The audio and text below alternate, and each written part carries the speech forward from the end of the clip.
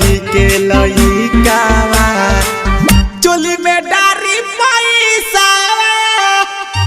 निषाद जी के लइकावा ढोरी में डारी पैसा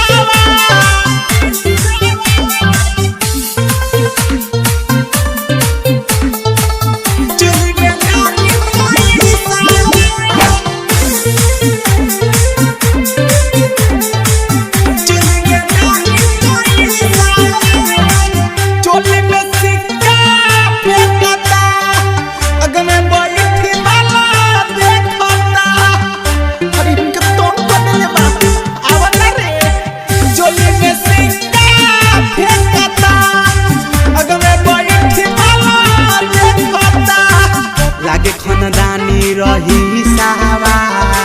ढोरी में डारी पैसा लगे खानदानी रही सावा ढोरी में डारी पैसा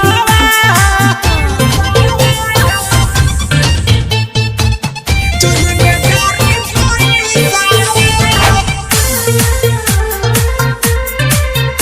चोली में डारी पैसा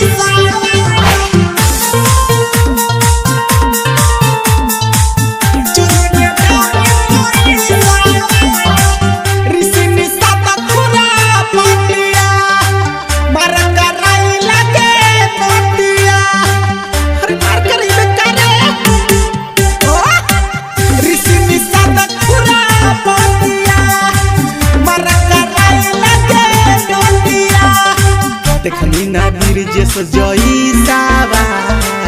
चोली में डारी पैसा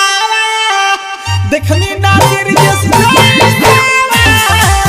चोली में डारी पैसा इकट्ठा धइले बना गए गो लागता भइसा